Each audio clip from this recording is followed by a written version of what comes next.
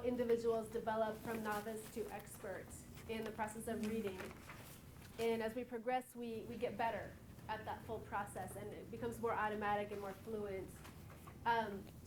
So we're hoping that this level descriptions, the 4 pages, will help you as you move into using the learning standards as like a go-to spot. Sometimes I analyze my learners. I say, what can they really do? And I was like, oh, they're a level 4. I thought they were level 5. And it helps me target my instruction a little better. Sometimes you might have a student that is really proficient in one area, but not so much in others, just like with our continuum here. So that's where we can go, and if it's just an individual student, it's easy to go and like look back and say, oh, you're actually this one spot. Let's help get you up and get you up with the rest of the class. I mean, you wouldn't talk to them like that, but it gives you tools to try to help them. My mom, who was a 1st and 2nd grade teacher, used to, if students were having trouble getting the reading process at 1st and by 2nd grade, she would do home visits and she'd find out if they had crawled or not. Because some kids went straight from sitting to walking. And if they missed that crawling process, there's brain development that didn't happen. And so she would go and have exercises that they could do, physical things to kind of recreate that.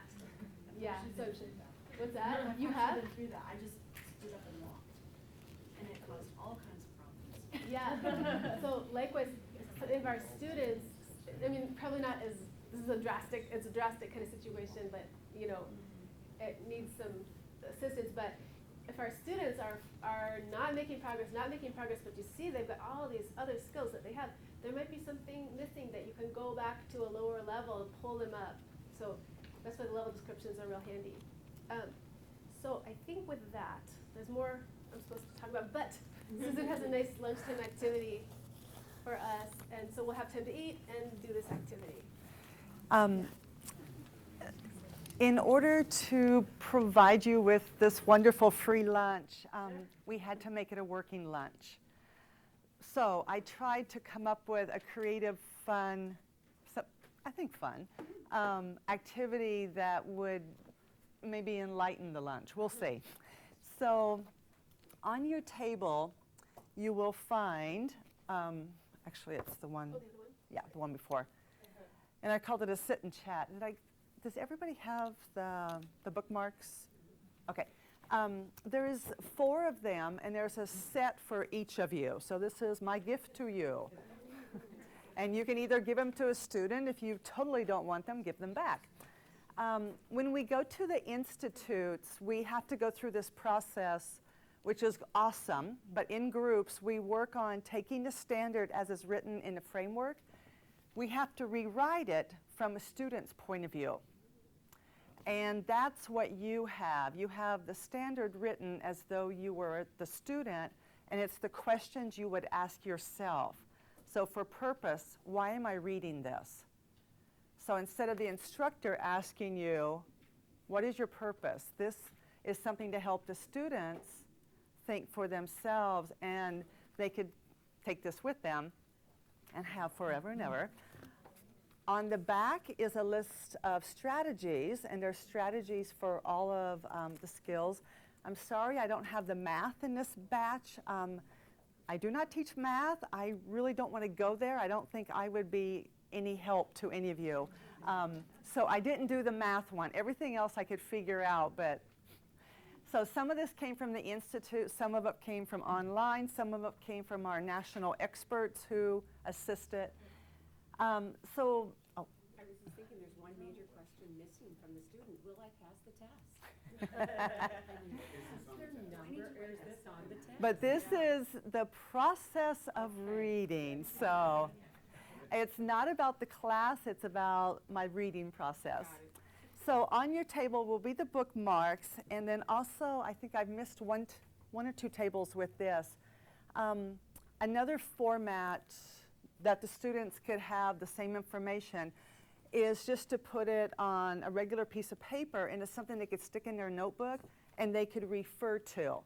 And again, I put the strategies on the back. So there's different ways to present the material. So my questions for you, really easy. One is enjoy your lunch while chatting. Second is just to look at the bookmarks and what's on here.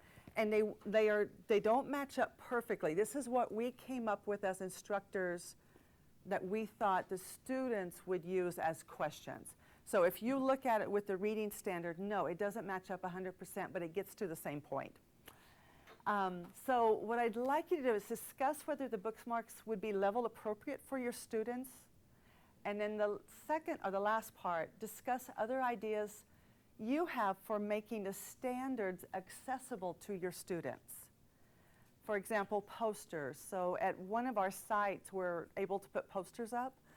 So we took these, the bookmarks, and we made them into posters, and they're posted in every room that we use in the campus.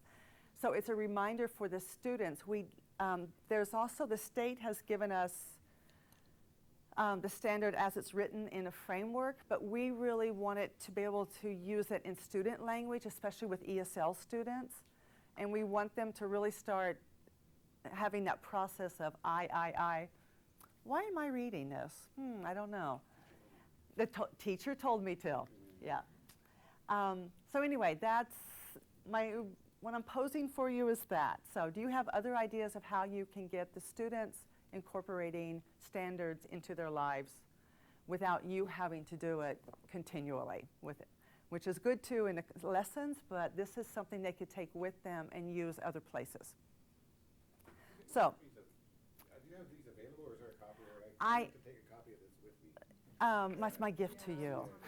And I wanted to make one for everyone, but I ran out of colored ink after doing all of this because I did it last night on my home computer. But